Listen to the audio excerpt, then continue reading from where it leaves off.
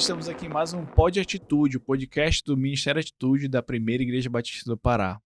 E hoje temos um convidado especial, é o Leonardo Balena, e aqui também, como de sempre, da mesa, pastor André e o Arnold. A gente teve um momento de ato por motivos de precisavam terminar alguns cursos, né? Correto? Correto, o Léo é ralado. Mas agora estamos aqui em mais um episódio. E aqui a gente está aproveitando, né? Tivemos no mês de novembro, a gente teve aqui a Conferência das Nações, a COP30. Tivemos muitas resoluções, muitas polêmicas. E a gente vai tratar dessa questão de meio ambiente, sustentabilidade, que vai de acordo com a última publicação do nosso querido convidado. Se chama Cultivar e Guardar. O link na descrição. Tem um cupom de desconto? Pastor André? Não, tá, o Léo vai dar. Olha, o primeiro que se inscrever no canal vai ganhar do Léo. O dele. O dele. Depois tu corta isso. Então, eu queria aqui apresentar o Léo. Queria que ele se apresentasse.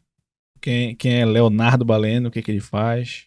E apresentar um pouco a ideia do livro que a gente vai discutir a partir daqui. Certo. Boa tarde a todos. Eu me chamo Leonardo, é um prazer estar na mesa com meus queridos irmãos. Bom, eu sou doutorando em Direito pela Universidade Federal do Pará, servidor público do Ministério Público do Estado do Pará, e eu tenho uma grande alegria, uma grande paixão que é escrever, eu gosto muito de escrever, e eu escrevi esse livro, Cultivar e Guardar a Crise Ambiental e a Restauração Bíblica, ao lado do querido professor e pastor Ney Maranhão, para que nós possamos tratar sobre um ponto muito importante, que é qual deve ser a postura do crente. Qual deve ser a postura do cristão diante do cuidado com a natureza, diante da preservação ambiental, do cuidado com a criação. E nós escrevemos isso a partir da perspectiva da criação, queda e redenção, ressaltando em cada ponto as perspectivas bíblicas necessárias. Isso é muito importante, porque a gente, como foi anunciado aqui, né, pelo Negídio, nós vivemos aqui em Belém do Pará o grande evento climático do ano, né? A COP30, no qual as lideranças, as autoridades de diversas partes do mundo se reúnem para discutir, né, qual deve ser o bom tratamento que nós, seres humanos, devemos dar às coisas criadas, né, à natureza de forma mais geral. Mas nós temos um paradigma, né? Um padrão muito mais elevado do que a reunião da mentalidade dos homens, mas o que Deus nos comanda, né? O que a palavra de Deus nos orienta, quais são as resoluções, não da COP, mas do Senhor na sua palavra, para que nós possamos cultivar e guardar, como diz aqui a capa do livro, que eu já li, inclusive, muito bom, excelente, me abriu para a importância desse tema quando eu tive a oportunidade de ler. E queria te perguntar, Léo, começar te perguntando assim, o que foi que te motivou a trabalhar este assunto, este livro? Comenta um pouco aí pra gente. Claro. Eu e o professor Ney, quando nós estávamos conversando, nós percebemos que não havia em português ainda um conteúdo a partir de uma perspectiva bíblica que pudesse tratar sobre o assunto. A gente percebeu que, oriundo daquele pensamento de que todos os setores da nossa vida devem ser entregues ao Senhor, o Senhor deve ser, por assim dizer, Deus, Senhor sobre toda a nossa existência, nós achamos nessa área um lugar, uma seara que ainda não estava sendo trabalhada de forma adequada. Nós ouvíamos muito da perspectiva do mundo, nós ouvimos e conversamos a respeito disso, como as pessoas que não conhecem o Senhor têm uma visão equivocada do cristão.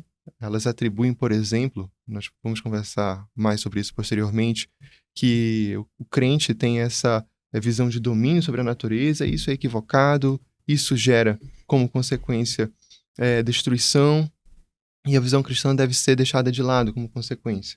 Então foi essa provocação que nos levou à escrita, a refletir sobre o assunto, a ler, a pensar como nós deveríamos tratar essa questão. o pastor André comentou, né? Ele citou sobre as questões das resoluções de Deus para nós, para o crente, né? A gente sabe que a Bíblia é a nossa única regra de fé e prática e que Deus, pela sua soberana vontade, revelou o que ele quer, né, para o seu povo por meio da sua palavra. Se a gente for trazer, então, para esse tema, né? Tema da sustentabilidade, se a gente for enxergar e buscar na Bíblia, como vocês fizeram ao produzir esse material, o que nós enxergamos como padrão para a nossa vida? O que Deus, em outras palavras, o que Deus quer que o crente faça com relação à natureza? Ou qual é o padrão? O que Deus espera do crente se relacionando com essa natureza, com essa criação dele? Sim, essa pergunta é de fundamental importância. Eu gosto de começar falando a seguinte frase: o Senhor se importa com a sua criação. Nós precisamos recordar que o Senhor se alegra com aquilo que ele fez, tal como uma criança, quando ela prepara um desenho, por mais rústico e impreciso que seja, e ela apresenta ao seu pai, que se alegra, ele vê aquilo. A criança se alegra também, ou como um artista, quando ele faz a sua obra, ele se regozija com aquilo. Do mesmo modo, o Senhor se alegra com o que ele fez. E o céu, a terra, o mar estão cheios, são testemunhas, estão cheios dessas criaturas que o Senhor fez com grande precisão, com grande poder, na sua providência e magnífica criatividade. O John Piper, ele tem uma frase que é muito interessante. Ele fala que toda a natureza é, na verdade, um grande coro, é o teatro das maravilhas de Deus.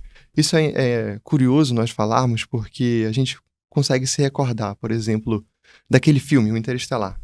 Eu gosto muito desse filme. E quando você vê lá aquelas paisagens, aquele universo gigantesco, que talvez, na verdade, com toda certeza, nós nunca conseguiremos esgotar a título de desbravamento, nós nunca conseguiremos contemplar a sua imensidão inteira, a sua grandeza, mas ainda assim, todos os planetas, galáxias existem para glorificar ao Senhor, para exaltar o Deus da criação. E por isso que o Salmo 104, 24 diz: que variedade, Senhor, há nas tuas obras.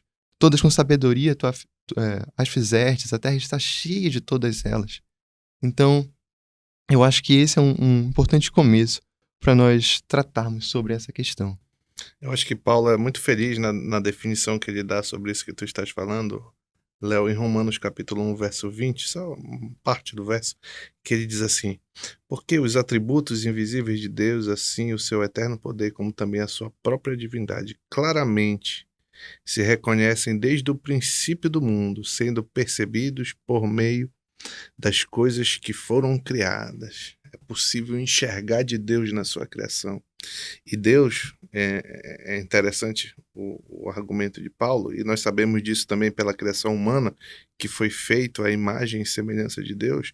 A criação divina espelha características, atributos, a imagem do seu Criador. Né? É claro que ninguém é tão manifesta quanto nos seres humanos, que o Senhor diz: façamos o homem à imagem e semelhança, mas é possível enxergar de Deus na criação os atributos, o poder, como Paulo ensinou aqui no versículo que eu acabei de ler. Então é interessante que a Bíblia ela não menospreza o valor da criação, mas eu acho que esse livro aqui foi muito importante, esse trabalho que vocês fizeram, porque o problema não é a omissão bíblica quanto à questão ambiental. O problema é a omissão, e aqui eu vou falar em nome das igrejas evangélicas, né? É a omissão dos crentes, das igrejas evangélicas, de se debruçar e ter uma posição firme e bíblica sobre esse assunto. E aí eu queria me perguntar se de fato você enxerga essa omissão. Como é que, se isso foi tema abordado no trabalho e etc? Claro. Essa também foi uma das motivações, que como o Negídio havia comentado, para nós escrevermos esse texto. A gente... O livro, a princípio, foi escrito na forma de um artigo. Ele foi publicado na Nova Zelândia por uma revista de cunho formado. E nesse artigo a gente trabalhou esses pontos para que nós possamos, então, expandir a título de um livro. Mas já no artigo nós abordamos 3 motivos pelos quais a igreja estava enfrentando uma dificuldade para tratar sobre esse assunto. Parece que os nossos irmãos, eles, a partir desses motivos, dessas razões, eles se veem um tanto longe, afastados do tema que nós estamos trabalhando aqui. E quais são esses três grandes motivos? Bom, nós temos aí a dicotomia do pensamento, a polarização do argumento e a obstinação do raciocínio. Agora o Léo vai traduzir, ele falou inglês, ele falou línguas estranhas, mas agora ele vai traduzir isso para nós. Vamos lá, Léo. Claro, claro. Vamos começar então do início, vamos partir aí da dicotomia do pensamento. Eu estava viajando para Fortaleza, meu pai é uma pessoa muito legal, muito divertida. Maravilhosa, uma pessoa extraordinária. Ele chega para o funcionário do hotel que estava nos auxiliando, nos ajudando, isso foi antes de casar. E ele pergunta para o funcionário: Ceará ou Fortaleza? Qual é o seu time? Aí ele fala: sou evangélico. Aí, opa, um problema. Qual é o problema dessa visão? É justamente essa dicotomia do pensamento. Nós temos aqui uma visão platônica. O que significa essa visão platônica?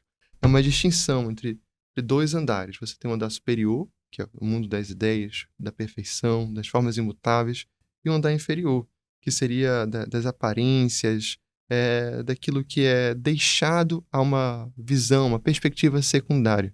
E essa visão platônica, ela influencia diversos movimentos filosóficos, diversas religiões ao longo da história. Essa perspectiva foi confrontada por Paulo em Colossenses, quando ele combate os ensinos gnósticos. E o que ela fala? Ela fala justamente isso. Você tem um andar superior, que seria o andar do sagrado, do bíblico. As pessoas leem as escrituras, elas leem lá em João 18. O reino não é deste mundo. Elas veem Tiago, que a verdadeira religião é manter-se incontaminado do presente século. Logo elas pensam que as coisas do mundo, que as coisas materiais, na verdade, são, no mínimo, equivocadas ou não são tão importantes assim. É necessário deixar de lado a política, trabalho, ciência, esporte, natureza, porque elas não são do andar de cima.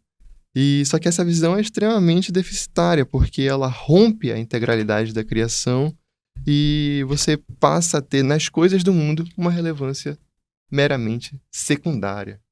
E é interessante, Léo, que essa, digamos assim, demonização do material e sacralização do imaterial, do espiritual, isso é um ponto que foi muito combatido no início da história da igreja, né? Nos primeiros séculos, até pelo movimento gnóstico, que eram homens que defendiam que a matéria em si, muito influenciado pela filosofia grega, defendiam que a matéria em si era mal e que aquilo que era espiritual era bom. E por meio dessa lógica, parte desses homens, boa parte considerável desses homens, entendiam que a matéria, o que você fizesse com o que é material era indiferente. Tanto que boa parte desses homens se metiam na imoralidade em níveis extraordinários, porque o corpo é mau mesmo, o que eu fizer não vai mudar a natureza do corpo, já que o que importa é apenas a questão espiritual. Mas isso claramente um ensino antibíblico e não é esta visão de Deus quanto à criação, né? Quando ele termina a criação, lá em Gênesis capítulo 1, verso 31, aquele texto bastante conhecido diz assim: viu Deus que tudo quanto fizera. E aqui vale ressalvar que esse tudo é tudo, né? O planeta, o universo, os planetas, a parte material, a grama, a árvore, a pedra, o Léo, o Negídio, o ser humano, Adão e Eva no caso, e tudo que ele fez era muito bom. Então, às vezes nós, principalmente no meio religioso, né? E no meio evangélico, nós temos uma percepção muito gnóstica das coisas, né? Como o exemplo que tu disseste, não pode. Você torce pro Ceará ou pro Fortaleza? Não, eu sou crente, né? Então, Me abstenho do futebol. o futebol é porque envolve matéria, envolve esporte, então ele não é religioso. Uma coisa que chama atenção é que não é do meu tempo, mas antigamente futebol era... Sempre atrelavam tudo a Satanás, né? Tipo, a caixa preta era de Satanás. O que é caixa preta? Do Da avião? TV, amigo. Ah, Você que era do televisão. avião já? É dos antigos. É porque o Negigi é um pouco antigo. Pô, não mais do que assim. Nem tinha televisão na minha... Mas, tipo, engraçado até de um tempo pra cá, tipo, tinha isso, né? Tipo, futebol. Eu conhecia os irmãos da igreja que eu era. Tinha uma irmã que ela ficava revoltada quando os adolescentes e os jovens pegavam o sábado à tarde pra jogar bola. Ela saía brigando todo mundo na rua. E a gente olha assim, tipo, de um tempo pra cá, a gente tem falado muito sobre cosmovisão, né? Tipo, tudo, que acho que é um dos pontos que a gente pode levantar agora, como a gente começa a olhar, em que momento a gente começa a olhar que não existe esse negócio do que é secular e o que é santo, e as coisas elas coexistem em mundos paralelos, mas em que momento isso começa a gente como cristão, né? Como a gente começa a ter esse entendimento de que tudo converge, a gente tem que estar num lugar só, a gente tem que ser santo em qualquer ambiente, então, as nossas ações, né? É interessante que tem até uma tia aí no... Tem uma tia aí no Insta, não sei se ela é profetisa, bispa, sei lá o que essa tia é. Tia do Cross. O quê? Tia do Cross. Não é a tia do Cross, é uma tia que fala que joga bola é de Satanás. Deus revelou pra ela que joga bola é coisa de Satanás. Aqui na nossa igreja a gente não acredita nisso porque tem a segunda esportiva, né? Inclusive a gente oferece. Agora, é claro, tudo deve ser feito, e aí já entrando na questão da cosmovisão, tudo deve ser feito com discernimento, né? Você vai praticar bola, o fato, por exemplo, de estar jogando bola, não é uma permissão diante de Deus para falar palavrão, ou para ser violento, etc. Então, tudo pode ser feito com discernimento e com santidade. Tudo não, mas muitas coisas. Tudo é um exagero. Sim. Existe um livro que é muito bom, salvo engano, ele veio aqui falar nos seguros, foi na época da pandemia, então foi online. É do Emílio Garófalo. Ele tem um livro escrito sobre como o cristão deve se relacionar com o futebol, publicado pela editora Monegismo. E isso é fruto do discernimento, muito consequência. Fruto de uma das ênfases do movimento neocalvinista holandês, que é um movimento que surge a partir do final do século XIX, início do século XX, com Grum van Prinsterer, Abraham Kuyper, Doivers, que influencia muito a teologia e política americana. Você tem nomes como Schaeffer, como Plantinga, Van Til, e todos eles refletem a necessidade da redenção, da restauração da nossa vida por completo ao senhorio de Cristo, como a gente estava falando. Isso é muito importante. Abraham Kuyper tem aquela famosa frase que nós poderíamos voltar posteriormente, já citamos um pouco na introdução. Ele fala o seguinte: não existe nenhum centímetro quadrado na existência humana que Cristo não clame, é meu. Ou seja, para ressaltar a importância desse posicionamento. E é interessante que a restauração em Cristo Jesus, a redenção em Cristo Jesus, que Jesus vem trazer, estamos aqui nos aproximando, é possível que esse podcast vai ser bem próximo do Natal, celebração do nascimento no corpo humano da segunda pessoa da Trindade, o Senhor Jesus Cristo, que essa redenção que Jesus veio trazer, ela não é apenas uma redenção para levar nossas almas para um lugar etéreo, onde nós vamos sobreviver no céu, tipo anjinho de luz, energia, vamos ser energia pura. Isso é tolice, não é bíblico. Existe o nível de redenção que Cristo traz, ele é total. Paulo fala isso em Romanos 8, é total. Ele vem redimir a nossa alma, ele vem redimir o nosso corpo, ele vem redimir a natureza, ele vem redimir toda a criação.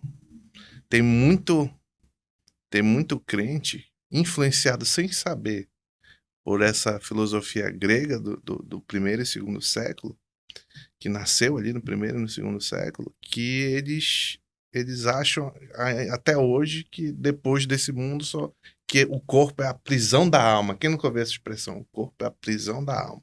Então, depois que a gente morrer aqui, a nossa alma está livre e vai viver no céu, nas nuvens para sempre. Não é esta a visão bíblica de redenção, restauração. Ele veio fazer todas as coisas novas, inclusive o mundo material. E isso deve influenciar diretamente como nós enxergamos a natureza. Porque aí passamos a perceber que Deus não se importa só com a alma que existe dentro do meu corpo, mas com o meu corpo que será regenerado, que será um corpo glorificado, com a natureza, com as coisas criadas e etc. Tem um autor... Eu tô só etc, depois tu corta esses etc, vai. Tem um autor que eu gosto muito, ele é holandês, mas ele exerceu carreira... Olha, pra quem não sabe, o Léo, ele sabe esses autores holandeses, porque ele escreveu um livro também antes sobre Herman Doivert, sobre o... Qual era o nome do livro que eu já me esqueci? Eu li, é muito difícil. Mas... Filosofia e Teologia Reformada. Filosofia e Teologia Reformada, Perspectivas Cristãs à Luz do Pensamento e Vida de Herman Doivert. Isso. Até o nome, o título é difícil. Cadê, Arnoldinho? Tu tava botando aqui... Tiraram da minha mão. Poderia ter sido mais fácil o título, realmente. Mas o Doivert, ele foi muito importante na minha vida. Ele foi um autor que nasceu, salvo engano, em 1905. E ele foi o responsável pela sistematização filosófica dos ensinos de Abraham Kuyper, em geral, do neocalvinismo holandês, que é esse movimento que prega a reestruturação do senhorio de Cristo sobre todas as áreas da nossa vida.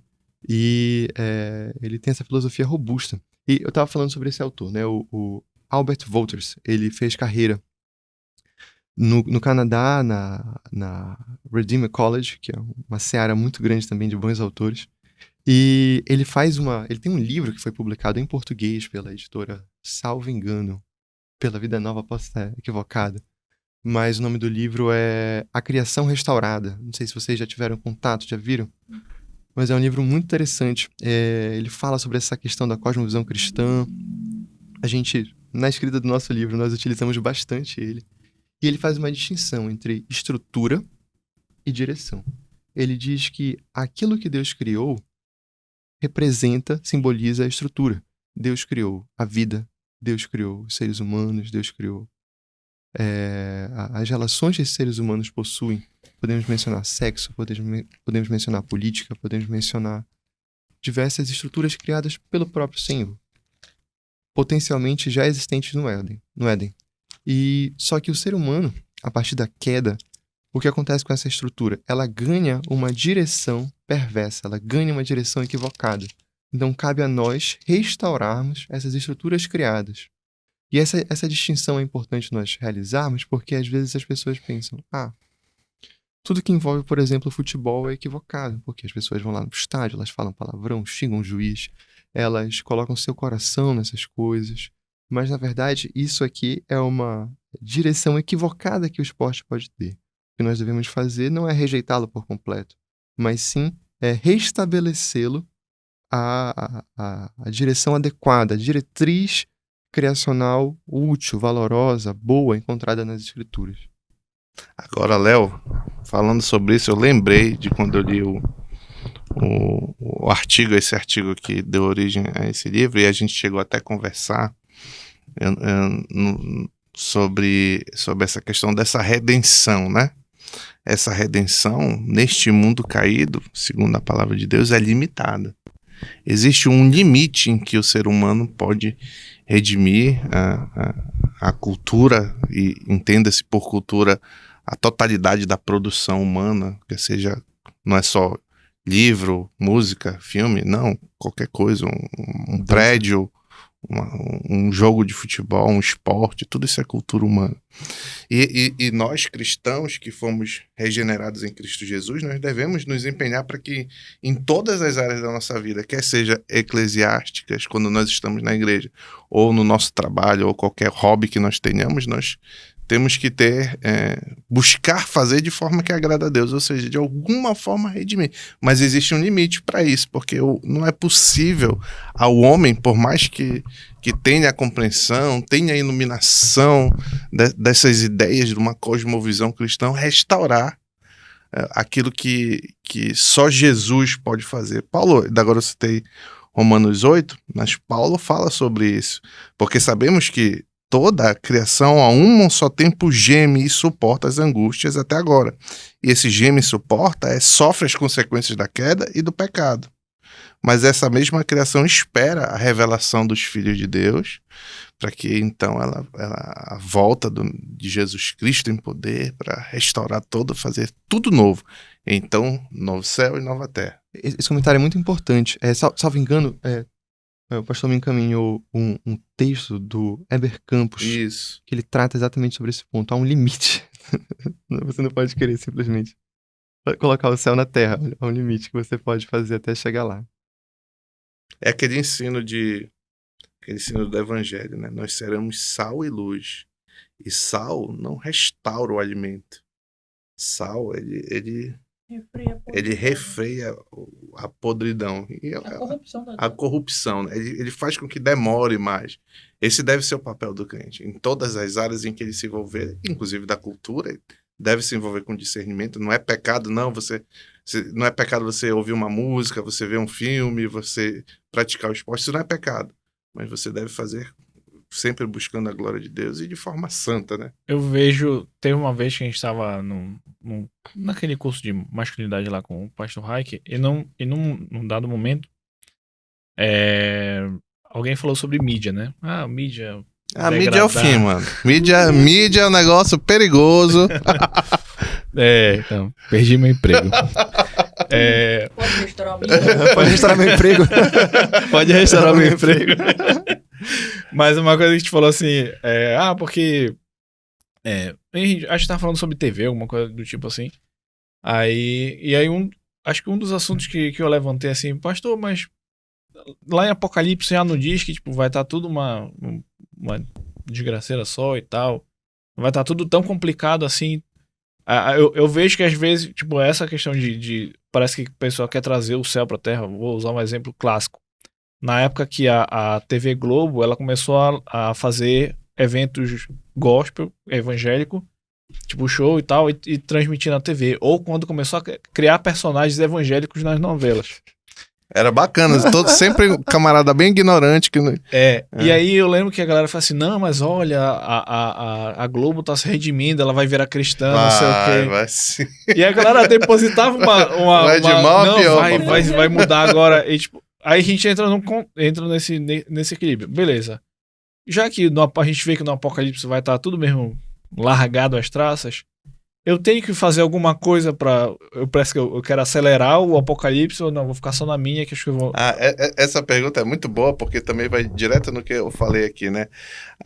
Se é Jesus que vai redimir tudo, então a gente chuta o balde e a gente mete ficha, queima tudo, Léo, e depois Jesus redime. É assim que funciona? É essa que deve ser a postura do crente, Léo? Era muito comum, quando eu voltava da faculdade à noite, tinha um programa que passava lá na rádio 91.9. Olha, merchan, viu? Merchan, hein? Boas que era... novas! que era... Arnaldinho já ouviu muito isso aí. Que era alguma coisa mais ou menos assim, era... Gatos no telhado. Louvando... Pregadores do telhado. Pregadores do telhado. Eu só ouvindo aí. Era noite, era tipo... canções de amor com Deus. É um negócio assim... Palharim. Eram canções românticas... Gospels. Eu na Susan, seu mas, Léo, essas músicas eram pra God? Não era. Era mais ou menos assim. Era nesse horário de 10 horas da noite, tava voltando. Aí tocava músicas. O Léo no carro pensando na Susan, meu amor. Músicas gospels. Faz um coraçãozinho pra Susan, Léo. Era você, a menina dos meus olhos que me apaixonei. Era você. Novo som, aquela. Desde o dia que eu te vi. Pimentas do Reino. Estamos desfocando aqui. Pronto, acabou. Acho que é o William Nascimento que fez. Assim, qual é o ponto? Às vezes as pessoas tinham uma concepção, ainda tem, né? Que tu falaste das novelas da Globo. Eu me lembrei. Que se você colocar Deus na música, se você colocar a palavra Deus, então essa música é gospel, logo... É de Deus, então eu posso ouvir. Pronto. Então eu posso ouvir como se o dó fosse diferente de uma música, sei lá, de qualquer cantor aqui. Sim. Não é esse ponto que nós devemos observar. Mas sim, se a música, o que ela fala é bonito. Uma linda música do Roupa Nova. Qual Sim. o problema se for em um contexto que agrada ao Senhor? Se É for muito bonito. uma letra que não nos faça apologia ao pecado, não há problema Claro. nenhum. Não há- Tu quer Claro. contar aquele exemplo que a gente conversou da outra vez? Ah, agora se falou, tem que Agora, falar. não sei nem qual é o exemplo. Como é? Do batidão, não. Pesadão, do gospel Foi pesadão. Pesadão Gospel, né? Tava falando de, lembrei agora, na nossa última conversa, né, que surgiu aí, eu até mandei pra Lorena no Instagram, o pessoal fazendo pra atrair públicos, né, ali. Tava no Rio de Janeiro, né?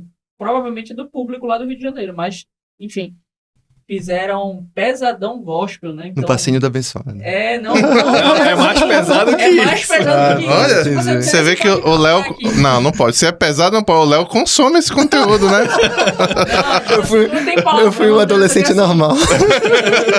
Eles expressam, né? Vamos colocar essa situação, eles expressam o amor dentro do casamento, digamos assim, da mulher para com o seu marido. Só que eles expressam aquilo, e aí o ritmo é aquele ritmo de funk pesadão, né? Então, eu tava falando pra ele, né? Poxa, como é engraçado que as pessoas têm essa mentalidade de que se você coloca a palavra Deus, ou então se você coloca a palavra gospel, né? Automaticamente é algo aceitável. Não é necessidade de você analisar conteúdo, analisar a forma, não. Existe uma coisa que é necessária: Deus. Tendo Deus no meio, você aceita e acabou, né? Então, é um problema, e acho que casa um pouco dessa questão do primeiro argumento que tu comentou, né? Dessa dicotomia. Poxa, se Deus, que é dessa esfera espiritual, dessa esfera boa, algo espiritual, então deve ser bom. Agora, se não tem Deus, né? Aí já é carnal, aí já é coisa de ímpio e tal. Então, que eu botar Deus, eu vou melhorar. Mas agora, aproveitando minha deixa aqui, Trazendo o assunto de volta. tu falou que tinha 3 argumentos. Tu falou um, eu quero ouvir os 2 agora. Claro. Tô curioso. Aquelas palavras a gente- estranhas que tu usaste, Léo. O segundo, qual é o segundo? A gente lembra de Tiago. Vede, meus irmãos, para que não sejais levados por qualquer vento de doutrina. Que você esteja firme. A gente pode voltar posteriormente, mas eu lembro que o Negídio, o pastor, também mencionaram a questão da se vai ser tudo destruído pelo fogo. Ah, é verdade. Podemos. Responde, Léo, responde. Vamos talvez Vamos abordar esse queimar ponto tudo. rapidamente, Sim, e aí a gente continua como Vamos o queimar Arnold muito tudo bem. que Deus Muito bem que tá perguntou. restaurando é Jesus mesmo, É. né? Alguém pode abrir pra gente em 2 Pedro 3:10? Arnoldinho. 2 Pedro 3:10. Pastor, pode abrir pra gente em Apocalipse 21? Essas passagens, elas parecem anunciar que nos últimos dias o Senhor vai introduzir um mundo completamente diferente, sem qualquer ligação com o velho. E essas passagens são utilizadas justamente nesse contexto, que você fala, tudo vai ser destruído, logo o que tá aqui, o que tem aqui não importa, não é significativo. 2 Pedro 3:10. Porém, o dia do Senhor virá como um ladrão. Naquele dia os céus passarão com grande estrondo, e os elementos se desfarão pelo fogo. Também a terra e as obras que nela existem desaparecerão. Apocalipse. 21. Sim. Vi novo céu e nova terra, pois o primeiro céu e a primeira terra passaram, e o mar já não existe. O que nós temos aqui? Nós temos uma tensão. Qual é essa tensão? De um lado, a expectativa de transformação do presente mundo, e do outro, a expectativa de destruição e troca por um novo. Então, para situar a pessoa que estiver nos ouvindo, né? Se tudo vai ser aniquilado pelo fogo nessa segunda vinda de Cristo, não há necessidade de cuidado ou preservação com o mundo natural. Mas, na verdade, o que nós temos aqui, nós precisaríamos fazer uma análise detalhada do grego para que a gente pudesse compreender. Nós não temos tempo agora, mas o ponto é que esses textos, eles sugerem não uma aniquilação e consequente nova criação, mas sim uma transformação radical. Adeptos a essa perspectiva, você tem Calvino, Herman Bavinck, você tem Michael Horton, grande teólogo que nos deu a honra de endossar o livro, e outros defendem essa visão. O próprio Calvino diz que as perspectivas aniquilacionistas, que são essas que nós estamos nos afastando, em favor de uma renovação purificada, na verdade, elas não procedem à luz de um contexto bíblico abrangente. Nós precisamos considerar que o que importa é que qualquer que seja a interpretação, isso não nos dá desculpa para qualquer tipo de inércia cristã frente a esses assuntos. C.S. Lewis falava que os cristãos que mais trabalharam para esse mundo, foram aqueles que mais tinham a mente voltada para o outro mundo. Então, essas perspectivas trazem um tom apocalíptico, que é o que os autores querem passar, mas elas não justificam uma abordagem voltada à aniquilação total, mas sim à purificação, à renovação daquilo que o Senhor já tem feito. E é o que o pastor André falou. No céu nós não teremos, por assim dizer, anjinhos, um ambiente angélico, morto, com músicas, sei lá, estranhas. O que nós vamos ter é... Pela harpa. a harpa. O que nós teremos eu lembro aquela ilustração do pastor André, do Zeca Pagodinho, né? Que eu prefiro o inferno, que é mais quentinho, né? Do que o céu. Pera aí, que o Léo resgatou essa das cinzas agora. Pera aí. Sei lá, não sei quantos anos, vários anos atrás, tinha um quadro no Fantástico que o nome era O Que Eu Vi da Vida, né? Aí chamava lá grandes artistas pra fazer várias perguntas sobre a vida e tal. E aí, uma dessas entrevistas, o Zeca Pagodinho, ele foi perguntado assim, alguma coisa eu não lembro sobre o céu, sobre se ele tinha preocupação em ir pro céu ou pro inferno. Ele disse, não, eu acho que eu até prefiro o inferno. Porque o inferno parece que vai ser mais animado, vai ter mais... Tem gente que tem essa mentalidade.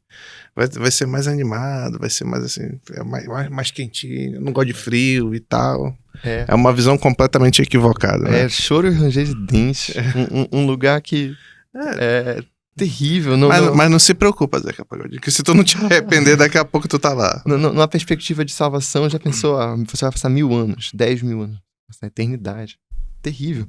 Enfim, não há motivos para nós pensarmos que no novo céu e na nova terra nós não vamos ter essa renovação que nós estamos falando aqui, uma transformação radical dos elementos. Nós vamos ter trabalho, nós vamos ter convívio com os amigos, teremos a oportunidade de colocar a conversa em dia, comer, beber, nos alegrarmos diante do Senhor, diante daquele que iluminará a cidade como o sol do meio-dia, que brilha. Claramente existe um aspecto de continuidade, né? Assim como existe no corpo humano, talvez possa fazer um paralelo direto. Você, qualquer pessoa que está em Cristo Jesus, e quando terminar todas as coisas, no fim de todas as coisas, receberá um corpo glorificado, mas não é um corpo novo qualquer. Você não vai ser um corpo etéreo. Você vai receber o seu corpo, esse corpo que você tem hoje, só que ele vai ser diferente. Ele vai deixar os traços do pecado para trás e ele vai ser totalmente restaurado, ou como a palavra diz, glorificado, a semelhança do corpo de Cristo. Lembrando que quando Cristo ressuscitou, ele recebeu as primícias, né? Ele recebeu o primeiro corpo glorificado, mas ainda neste corpo Jesus comia, Jesus era palpável. Ele disse para Tomé, pega aqui na minha mão, pega aqui do meu lado. Comeu peixe com os discípulos. Então, é possível talvez fazer um paralelo direto na criação, né? Vai pegar... Tanto que eu acho que a expressão novo céu e nova terra, em sequência de céu e terra, né? No princípio Deus criou os céus e a terra. E no final ele reconstrói novo céu e nova terra, dá um indício de continuidade, né? Dá um indício de continuidade. Do jardim à cidade. Esse é o tema do livro do J.K. Smith, que ele trata em inglês, nós não temos traduzido para o português, justamente sobre esse cuidado e preservação ambiental. A gente já havia em outra ocasião conversado sobre esse autor, muito interessante, até as últimas obras que ele se afasta do evangelho verdadeiro. Mas até certo momento ele tem depois livros desanda, muito bons. né? Ele desanda. Ele tem aquele livro, né? Você é aquilo que você adora, salvo engano. Eu acho que foi ele que escreveu. É muito interessante, muito bom falar sobre idolatria. Mas, enfim, isso que o pastor André falou é o principal argumento para nós combatermos esse primeiro problema da igreja. Cristo, ele encarnou, ele ressuscitou. Logo, o mundo não é necessariamente algo que deve ser evitado. O material não é algo ruim, por assim dizer. Deus não fez assim. Então nós podemos partir para o segundo motivo Agora vai. pelos quais, o segundo motivo através do qual a igreja tem se debatido, a igreja não tem conseguido compreender essa questão da perspectiva ambiental de forma adequada, que nós trabalhamos tanto no artigo quanto no livro, que é a polarização temática. Aqui a gente pode citar, por exemplo, o Arnold, ele defende determinado... ele pega esse celular que ele tem de última remista, geração. o Arnold é remista. O celular de última geração. Esse iPhone 16? Esse iPhone 17, né? Esse iPhone 17 aqui, Pro Max. Ele é muito bom. Esse iPhone aqui é diferenciado. Nossa, tá aqui uma coisa que nós devemos valorizar. Afinal, foi necessário estudos, pesquisas, grande tecnologia para que nós pudéssemos finalmente ter esse telefone. Muito bom esse telefone. Aí João Negide fala, opa, peraí. Se o Arnold que representa todos os valores antagônicos aos meus, se o Arnold que pertence ao outro time, ao time X... Remista. Samsung A90. Vamos dizer que o Arnold representa tudo aquilo que eu sou contra. Logo, eu teria um Xiaomi. Exatamente, eu terei um outro celular. O Arnold acho que ele tava falando de ti, Arnold, que o Arnold era desse. Tu sabe que o Arnold era desse. Ele dizia que o Xiaomi era o melhor. Até que ele pegou um iPhone. Olha aqui como é melhor. Mas isso nada a ver. Funciona só como Corta isso aí, Alessandro. Corta isso. Uma grande ilustração para o que nós queremos abordar. Garoto Xiaomi, o Arnoldinho. Que é o fenômeno da polarização temática. Ela surge em ambientes antagônicos politicamente, ou seja, se uma pessoa defende aquilo, essa outra vai querer se afastar desse ponto. E o que nós vemos é justamente isso. Se determinado grupo fala que ecologia, desmatamento, preservação são coisas que nós devemos nos importar, logo como consequência o outro grupo fala, opa, algo de errado não está certo, isso aí deve ser equivocado, vamos... Foi um pastor que falou isso, não tá certo isso aí, né? Eu tô dizendo, eu tô ilustrando. Se um pastor falou isso, então tá errado, com certeza. Tá errado. E isso é justamente o contrário, né? Nós vamos deixar que as pessoas digam sobre quais temas nós devemos nos importar, ou a nossa agenda vai ser guiada pela palavra do Senhor. Se a palavra do Senhor diz que tal coisa é importante, se tal coisa é boa, nós devemos então seguir o que a palavra do Senhor nos fala. A consequência que a igreja obtém a partir do desprezo pela natureza é a consequente secularização dessa área. Quantos grupos sérios de cristãos existem que defendem, que fazem alguma coisa em prol dessa conscientização, em prol dessa mudança que nós estamos falando e buscando? Bom, pouquíssimos. O que nós temos são grupos progressistas, inclusive de cristãos, que eles defendem essa parte, mas em outras partes eles vão ser antagônicos aos pontos centrais da fé. Huckmacher, ele falava justamente isso, popularizado com a música do Marcos Almeida, Palavra Antiga, né? Eu leio Huckmacher, grande música. Ele fala justamente essa... Eu nunca ouvi essa música. A gente manda depois pro pastor André pra ele ouvir. Eu nunca ouvi essa música. Zeca Pagodinho. Zeca Pagodinho. Essa cultura gospel, hein? Palavra Antiga, puxa, era ótimo. Era assim, excelente lá em 2013, 2014. Na época que o Léo ficava no carro ouvindo gospel romântico. Gospel romântico. Não, mas Palavra Antiga não é de... Não, mas tocava de vez em quando ali, né? Antigamente era muito bom, né? Na época de Palavra Antiga, a galera, já era muito alternativo da igreja, assim. Eu tô achando o Léo meio alternativo, Não. As crentes.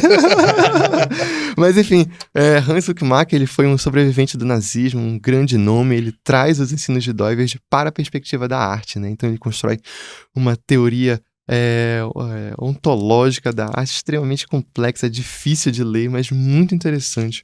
E ele fala que, ele escreveu também muito sobre cosmovisão.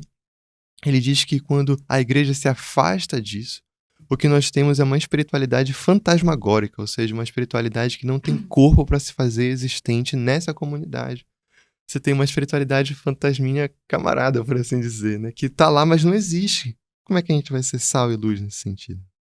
É muito teórica, né? É uma espiritualidade que você lê, você escreve, você produz, você fala, mas quando vem para a prática, você não consegue aplicar aquilo à vida do povo, digamos assim, da igreja de maneira geral. É um problema, né? que modo a gente tem que... Inclusive nesses assuntos que, como tu falou, são muitas vezes já marginalizados por estarem na boca de grupos que, com outras doutrinas ou com outras ideologias, são contrárias ao evangelho, né? A gente acaba marginalizando isso. E acaba que pessoas que... É outro extremo, né? Que, poxa, cristãos sérios que trabalham isso muitas vezes não conseguem colocar isso em prática e a igreja fica naquele meio, né? E o mais fácil, creio eu, é você olhar, opa, daquele grupo lá que defende aborto, que vandaliza as coisas, que quebra tudo, que se agarra em árvores, se está defendendo isso, então, né? Eu que não vou me aliar a essas coisas aí, né? Então, é um problema que a nossa igreja precisa, nós, a igreja começando em nós, né? De entender isso até um pouco do que os bereanos fazem lá com Paulo, né? De não olhar para a pessoa que está falando em primeira análise, mas sim para o conteúdo daquilo. Né? Diz lá em Atos 17 que os bereanos eles eram mais valorosos, né? Inclusive por conta de que o que Paulo falava, eles iam nas escrituras e consultavam se aquilo era correto biblicamente. Isso envolve não apenas, poxa, ali que a gente está diante de Paulo, né? O grande Paulo, plantador de igrejas, apóstolo de Cristo, que escreveu talvez a maior parte do Novo Testamento. E isso, eles olhando para aquela pessoa conhecida já num contexto de mundo antigo ali da igreja, mas ainda se eles consultavam para ver o que Paulo estava, se o que Paulo estava falando era correto, né? Se a gente olhar para o outro lado, para o contrário, é verdade. Às vezes é uma pessoa que não tem nada a ver com o evangelho. Mas será que a pauta dela, né? Será que isso é bem difícil, mas como a gente está falando no caso da sustentabilidade, acontece. Será que muitas vezes não há uma necessidade, não há um imperativo de Deus para mim como crente naquele assunto, que eu devo olhar para a Bíblia ao invés de logo rejeitar de primeira, né? É algo que a gente tem que se perguntar e que às vezes a gente não faz e acaba caindo nos outros argumentos aí ou nas outras consequências que até são trabalhadas no livro, né? Desse afastamento do cristão com relação à natureza e, consequentemente, pecado. E, não sei se tu já falou, se falou, não lembro, mas se não pode falar daqui a pouco, sobre como Deus ele é normativo em comandar ao homem, que nós, né, nos relacionemos bem com a sua criação como bons mordomos. Essa é a visão que ele traz lá desde a criação, lá antes da queda, né? O ser humano como mordomo das coisas dele. Então, se a gente não cuida das coisas dele, não é só ruim, é pecado. Exatamente. E se é pecado, eu como crente devo me afastar e lutar contra. Exatamente. E esse problema da igreja, parece que no Brasil ele é endêmico, né? É aquela ideia de que não importa o que foi dito, mas quem disse. Fulano falou algo, tá errado. O que ele disse? Não sei, mas foi ele que falou, tá errado. Foi atrás pra foi o Ciclano que falou, foi o outro que falou, foi o Beltrano que falou. Ah, não, se for o Beltrano, tá certo. Ah, mas o que ele disse também não me lembro, mas foi ele que disse, então tá certo. Mas o crente ele tem que ter discernimento, ele tem que ouvir e saber discernir à luz da palavra de Deus o que é certo, o que é errado. Eu estava folheando aqui a Bíblia, eu queria procurar alguns versículos em Provérbios, mas achei 2 aqui bem interessantes contra esse ponto aí, essa forma equivocada de enxergar não só a questão ambiental, mas o mundo de forma geral, né? É querer polarizar o mundo, né? Quem disse é o mais importante. Olha o que a palavra do Senhor diz em Provérbios 18:13. Responder antes de ouvir é estultícia e vergonha. Você escute o que a pessoa está falando. Depois, se for o caso, responda. Mas não sem refletir, como 19:2 vai dizer. Não é bom proceder sem refletir. E peca quem é precipitado. Então, nós como crentes, foi muito boa a palavra do Arnold, nós como crentes temos que buscar ver qual deve ser o nosso papel nessa questão ambiental, não porque fulano disse ou um ou aquele outro disse, mas porque Deus disse. Nós já conversamos vários assuntos aqui de que Deus ama a sua criação, ainda depois da queda. Vamos lembrar lá do caso de Jonas, né? Jonas, que ele diz assim, olha, Jonas, tu não quer que eu me importe com a cidade de Nínive, que tem tantas mil pessoas e muitos animais e tudo mais. Então, Deus se importa com a sua criação ainda depois da queda. E tanto se importa que ele manda Cristo Jesus para restaurar toda a criação, como nós lemos lá em Atos 8. Quem fala de acordo com isso, independente de quem disse, nós devemos apoiar neste ponto. Não estou falando que você compra um pacote completo de ninguém. Sim. Você não deve comprar... O único pacote completo que você deve comprar, meu irmão, meu amigo, é esse aqui, ó. É a Bíblia. Esse aí você compra aí o pacote completo e você deve fazer tudo para a honra e glória do Senhor. Mas, Léo, e o terceiro ponto? Léo? Terceiro, excelente. Então, recapitulando, nós já vimos dicotomia do pensamento, a polarização do argumento, e agora a gente pode partir para o raciocínio obstinado. Esse terceiro não estava presente no artigo Não, mas publicado. depois É chegou. novidade, é inédito aqui. É novidade, só você comprar o livro que tá aqui. Na verdade, ele não estava presente no artigo originalmente, né? Mas nós colocamos no livro porque a gente achou que seria um ponto importante. É aquela típica discussão lá. Tem gente, tem cristãos que não conseguem voltar para Gênesis a não ser para debater, para criar confusão sobre quantos dias, em quanto tempo o Senhor criou o universo. Se foi 6 dias, se foi 6 eras. 6 dias foi... literais de 24 horas, tá bom? Você que é crente, acredite nisso daí. Vai lá, Pois Léo. aí nós temos aquele debate terra jovem, terra Não, velha, não. terra adolescente, terra meia-idade. Peraí. Tem um... Houve tarde e manhã o primeiro dia. Houve tarde e manhã o segundo dia. Mais claro de 24 horas não existe.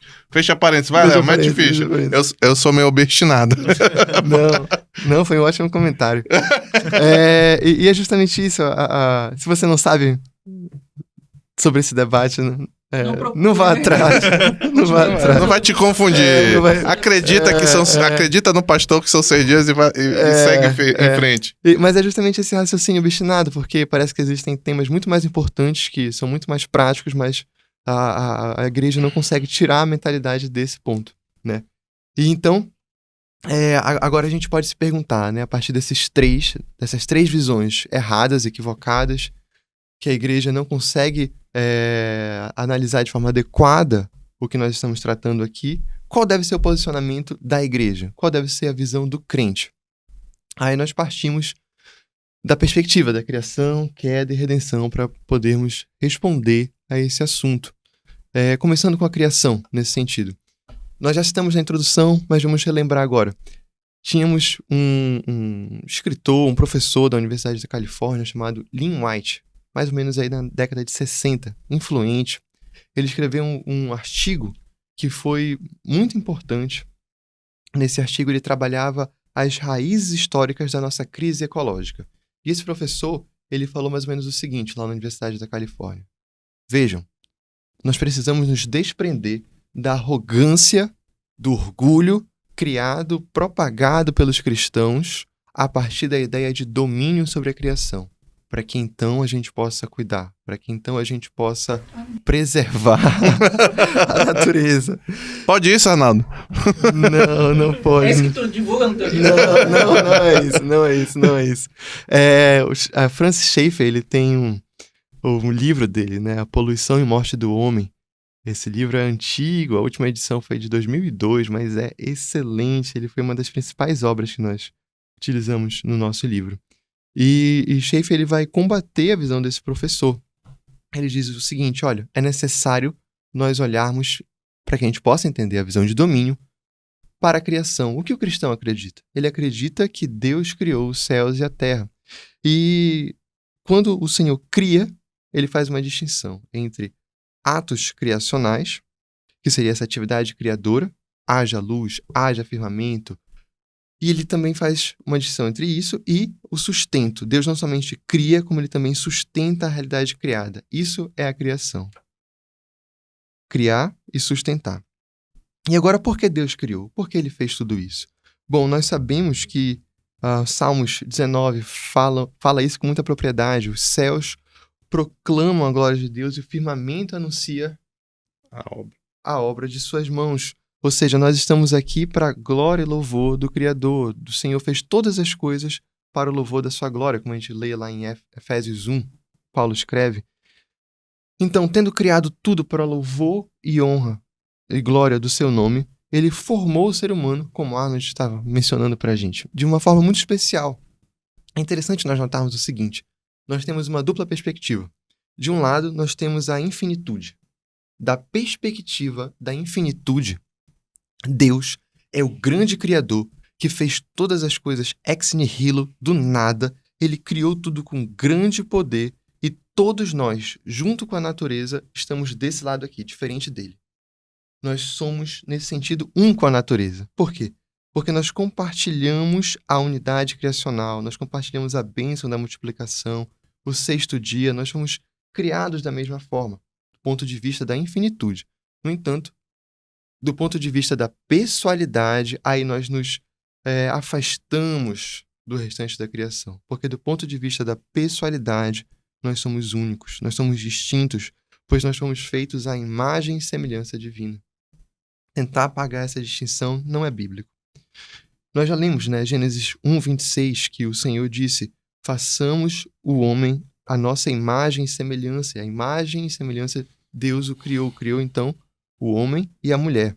Ou seja, essa imagem divina no homem, que nós já conversamos, que nós já citamos, ela suscita a ideia de domínio sobre a criação, para nós podermos responder esse professor.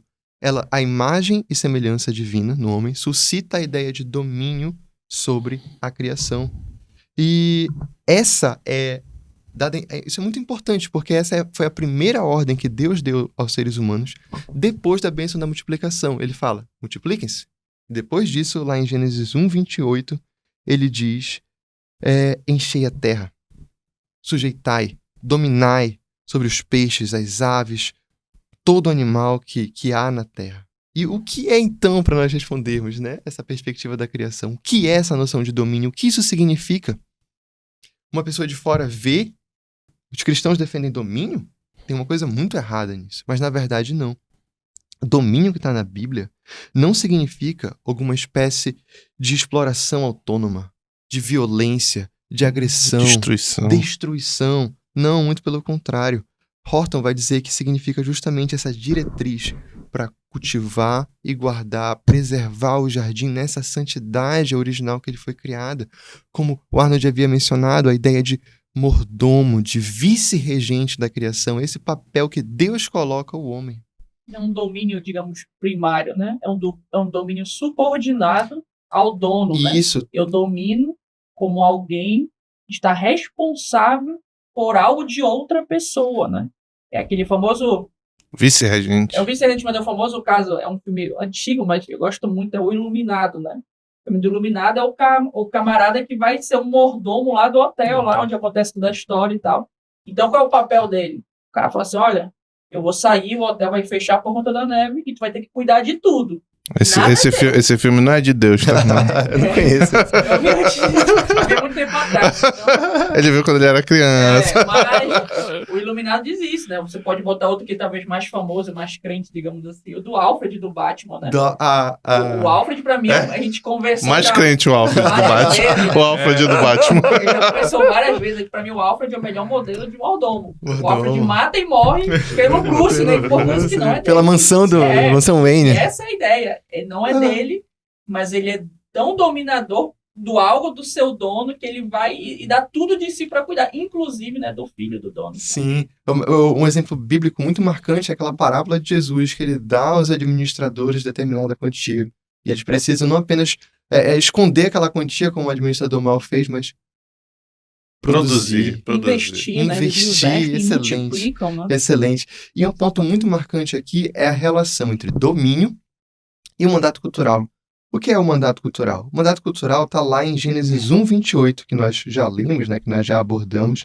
Ele nada mais é do que a ordem para nós desenvolvermos as potencialidades implícitas presentes na criação. Esse computador do Negir. Esse aí é muito mandato cultural aí para produzir. Aqui, olha, tem uma mão de obra chinesa. Exatamente, é um computador gospel também. Computador gospel. Pode. Yeshua. Ele redimiu o computador quando ele colou esses adesivos aqui. O computador foi redimido imediatamente. Black Lives Matter. Não. Enfim. É justamente isso, esse computador, ele não veio em um meteoro para a Terra, ele não veio com os alienígenas que fizeram as pirâmides, como aquela documentário lá da Discovery. o né? Alienígenas do Passado. Não, ele Não fala isso, meu sogro adora alienígenas. ele não veio com os alienígenas do passado, não. Ele foi fruto aí, na verdade, de materiais existentes, minerais que já existiam desde a época da criação. Desde o Éden eles já existiam. E a missão dada por Deus aos homens é para que eles, de geração após geração, desenvolvam, criem cultura, aprimorem essa tecnologia, realizando então esse mandato. E a prova de que esse mandato para fazermos cultura não é antagônico à ordem de domínio é que ambos foram dados por Deus ao homem e à mulher antes do pecado. Essa é a prova cabal. Aqui está o fundamento, o sustento de uma ideia de desenvolvimento sustentável adequado. Agora, Léo, caminhando aqui para os nossos momentos finais, o que a gente pode trazer disso? Eu acho que ficou bem claro aqui que o crente, seguindo o padrão bíblico, ele deve ter uma preocupação de fato com a questão ambiental, porque Deus criou todas as coisas e todas as coisas devem ser usadas para a glória de Deus e devemos nós mesmos sermos para a glória de Deus. Agora, o que na prática, o que tu acha que a igreja tem sido muito omissa nessa questão ambiental, mas na questão mais prática? Eu posso destacar um ponto que me veio à mente aqui, que é a questão do ensino. Geralmente ensinar essas coisas não é muito comum você ouvir pastores ensinando essas coisas em igreja, e eu, depois que li este material, este livro, eu tendo a querer ensinar, sempre, claro, aqui nós fazemos pregação expositiva, mas sempre que tem uma oportunidade de falar dessas coisas. Mas não sei se tu pode destacar Sim, um claro, ponto. claro. Nós trabalhamos a ideia de criação, nós já tratamos também sobre a ideia da queda, o que significa o homem cair em pecado, afundar a natureza consigo e as relações que surgem a partir daí. E agora nós estamos abordando justamente essa perspectiva da redenção. Nós já tratamos que a redenção, ela aponta para o futuro, mas ela também traz consequências para o aqui e o agora. É o já, mas o ainda não. E o que significa? Qual deve ser essa visão que nós defendemos no livro? No livro, a gente defende a ideia do Senhor de Deus enquanto Senhor da natureza. Essa visão, ela traz implicações práticas para a gente, porque ela se afasta dos problemas defendidos por uma visão ambientalista meramente panteísta, uma visão que defende aquela perspectiva dualista que nós falamos de Platão, uma visão humanista que traz uma perspectiva simplesmente de degradação, de você desbravar a natureza de forma aleatória. Não. Essa visão vê a necessidade de mordomia a partir da soberania do Criador. Ela se fundamenta, como a gente viu com Arnold, na ideia de que Deus criou e se importa com aquilo que ele fez e que ele deu à humanidade essa ordem de guardar e de honrar a criação. Schaeffer vai dizer que isso não significa uma perspectiva intangível, sagrada, estática, mística do homem com a natureza. Ele não vai ficar abraçando a natureza. Pode abraçar. Das mãos ali no tronco e sentir, andar com seus pés descalços. Não. Sobre a terra. Ele não precisa. Pai de pet. Não precisa fazer isso. Não pode, pai de pet. Gente, olha, não pode. Não pode. Pode botar a fralda no cachorro? Pode. Ele precisa discernir. Em momento algum, as escrituras comandam um relacionamento inoperante, marcado por essa passividade, ou um relacionamento místico. Não, é preciso distinguir entre duas situações. Primeiro, há necessidade, tal como Deus disse a Pedro, levanta, mata e come. Mas qualquer atitude fruto desse impulso destruidor, desse impulso vindo da ganância do homem que sempre quer mais, $1, como disse Ford, né? Salvo engano, no seu leito de morte, no seu leito de morte ele falou o que Harrison Ford, né? Não, Harrison Ford não foi. Henry Ford. Henry Ford, Harrison Ford é o Star Wars. Errou! Aí ele fala, né? O que você quer diante de tudo aquilo que você conquistou desse império, se você pudesse escolher mais uma coisa? $1. Give me one more dollar. Ou seja, fruto dessa ganância humana deve ser combatida de forma veemente, sendo considerada pecado diante do Criador que fez todas as coisas. Então, o que a igreja pode ter é ter uma visão adequada sobre o assunto que vai aí ser desenvolvida de forma prática em diversas áreas, seja com cuidado diário, seja com uma visão que não é inoperante ou marcada pela passividade Que diante evita o disso. desperdício, que Sem dúvida. não intenta poluir por poluir. Tem algum tipo de preocupação com as coisas. Não vai maltratar os animais, por exemplo. Inclusive dos animais, é um texto que eu tenho muito claro, né? Porque toda vez que fala sobre isso eu lembro, cara. Eu e a gente, na última conversa que a gente teve, Aquele de Provérbios? o Tem, Provérbios 12, né? É muito interessante, porque Salomão ali diz, né? O justo cuida dos seus animais. Isso. Provérbios 12, 10. O justo cuida dos seus animais, mas o coração dos ímpios é cruel. Ele mostra que até mesmo o nosso cuidado com os bichos, né, que não são imagem e semelhança de Deus, estão abaixo de nós numa hierarquia, nós somos comandados a subjugá-los. Ainda assim, o justo cuida dos seus animais. Existe uma expressão... Cuidar não é dormir junto, viu, Netinho? Existe uma expressão do meu Eu não sei onde é que ele tira essa ideia. Ela concordou. É uma expressão do meu cristianismo amar e cuidar que envolve um animal em si, mas a gente pode colocar expandido o argumento para toda a natureza. E o outro ponto também é verdade, que é uma demonstração de um coração não, né, arrependido, você ser ímpio, você ali usar por usar e não ter amor por aquilo. Sim. É aquela história. Você está sendo um mau mordomo. Você contrata aquela pessoa para arrumar sua casa, mas o camarada quebra lá suas coisas, o camarada come a comida da sua geladeira e não repõe, o camarada suja mais do que arruma. Você não quer essa pessoa na sua casa. Você demite ela. Imagina a gente, né? Diante de tudo que Deus nos deu, a gente aqui avacalhando com tudo. Esse texto é fantástico. Quando eu estava escrevendo o livro, o pastor André mencionou esse texto em uma pregação de sábado. E eu anotei ele no meu celular, mas por alguma razão eu acabei esquecendo de colocar no Não livro em prestou si. atenção na pregação. Mas tem outros textos que refletem com muita clareza isso que a gente está abordando. Por exemplo, em Mateus 10, Jesus, contra essa ansiedade da vida, fala para os seus discípulos: olhem, atentem, não se vendem 2 pardais por uma moedinha, no entanto, nenhum deles cai ao chão se o pai não tiver consentimento disso. E vocês, até os cabelos das vossas cabeças estão contados, portanto não tenham medo, vocês valem muito mais do que pardais. Ou seja, o ponto aqui é que Deus cuida do pardal, é do menor para o maior. Se Deus cuida do pardal, ele vai cuidar de você, você vale Que é muito maior. mais que pardal. Perfeito. Mas, no entanto, Deus ainda se importa, Deus ainda ama o pardal, porque ele cuida dele e está aqui o fundamento para você não precisar ficar ansioso. O pastor já falou também do texto de Jonas, e nós também temos vários outros textos, nós não vamos ter tempo aqui, mas um exemplo disso está em Jó. Puxa, Jó enfrentou um grande problema na vida dele, tal como Abacuque, ele não entendia porque Deus permitiu aquilo, porque Deus deixou que tal coisa acontecesse, e ele nem recebe uma explicação.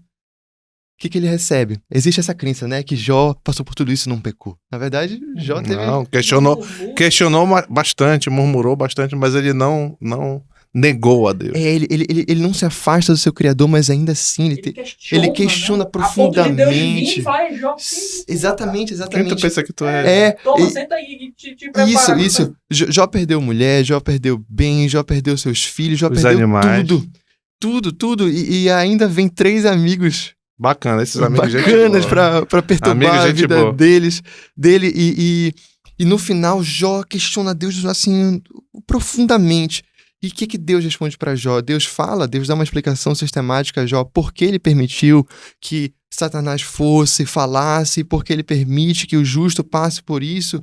Ele faz isso? Não. O que ele faz nos 2 últimos capítulos? Ele faz uma cena, como o pastor Moninho falava, né, do Animal Planet. Nós temos aqui uma grande televisão escancarando diversas imagens voltadas à natureza para mostrar para Jó como ele é pequeno e como Deus cuida até mesmo do leãozinho, como Deus dá comida aos filhotes de leão, como Deus se importa com a criação. Pode tu, Jó, colocar o fundamento do universo, pode tu, Jó, mudar as estações, pode tu fazer todas essas coisas de um Deus que se importa com a sua criação. Amém. E eu acho que só você que está acompanhando até agora, e uma dessas implicações, né, é sobre a questão da nossa igualdade, de nos igualarmos aos animais, né? Que é brincadeira, a gente coloca uma brincadeira, o famoso pai de pet, mas biblicamente é errado, né? A gente está vendo aqui que ao homem foi dado a ordem de subjugar, de domínio. Há uma distinção clara, como imagem e semelhança das demais seres vivos, né? Então, meu camarada que fala assim, não, uma vez eu ouvi um camarada falando isso para mim, tu prefere salvar um ser humano que tu não conhece ou um cachorro que tu não conhece? Prefiro salvar o cachorro que eu não conheço porque eu sei que ele vai ser melhor. Isso é um pensamento distorcido do que é o ser humano, de quem é o animal, enfim. Então, cuidado para ser pai de pet. É a grande tolice do ser humano. É se afastar do propósito de Deus, e o propósito de Deus para a humanidade é refletir a imagem e semelhança dele, por isso que ele nos criou assim. E eu acho que isso é coisa recente da história humana, mostra a degradação da humanidade, em que esse afastamento é tal que o ser humano não quer mais nem ser humano, quer ser animal. O tratar animais como pessoas é parte desse afastamento. O querer ser um animal é parte desse afastamento. O ter bebê reborn é parte desse afastamento. Ou seja, você está querendo correr, um homem, ele tenta correr o mais possível que ele consegue para se afastar de Deus, e ele faz isso se afastando da imagem e semelhança de Deus que há nele, né? Na tentativa, sempre frustrada, porque é impossível mudar o propósito divino, mas é isso. Antes do Egídio encerrar, eu quero fazer só um convite, meus queridos. Dia 27 de dezembro, sem ser no próximo sábado, quando sair esse podcast, é no próximo sábado. No próximo sábado teremos a nossa confra do Ministério Atitude. Então, se você sabe do que eu estou falando, então você é convidado a estar conosco. Venha se alegrar conosco. E encerrando, mas o último episódio do ano, né? Não tem mais o que fazer e acabou o ano. Negídio, eu tô com uma coisa no meu coração. Porque eu preciso falar em 10 segundos. 10 segundos. Não deixa ele sem ouvir. 10. Talvez individualmente nós não consigamos fazer uma grande diferença, mas a gente precisa se mobilizar enquanto igreja para que a gente se importe com aquilo que Deus se importa. Era isso que eu queria falar. Amém. Depois desses 10 segundos, gente, mais uma vez, voltando. Esse é o último episódio do ano. Agradecer a presença do Léo, do André e do André, que incentivou, do pastor André, que incentivou a criação do podcast, né? Tivemos aí o primeiro ano, né? Primeiro ano. Agradecer a você que assiste, compartilha. Nossas redes sociais vão estar aí. Agradecer o Arnoldinho. O Arnoldinho auxiliar, ele tem que estar aqui, não tem jeito. Não, o Arnoldinho é o artista. Ele é o artista. Ele é o artista do podcast. Foi o primeiro a olhar pra câmera quando falava. Camarada solto aqui, né? Então agradecer aí todo mundo que participou, o pessoal que fica às vezes na técnica, já teve alguns voluntários. Agradecer você que tá aí, compartilha. Ele quer agradecer a esposa dele que tá ajudando aqui. Nunca fez esse agradecimento. A esposa veio. Quer agradecer o Axel, que sempre nos ajuda também. O Weber, que tá dentro. O Weber também. Deus o tem. Tá no plano maior agora. Tá no plano superior. E é isso, gente. Muito obrigado por esse ano. Feliz Natal. Feliz Natal. Beijo, Susan. Mataram o Weber. Vocês. Dia 31, 10 horas tem o culto aqui também. 27 primeiro, depois 10 horas. E o pau fumaça. É isso, gente. Beijo. Muito obrigado. Naquela câmera lá. Tchau. Até mais.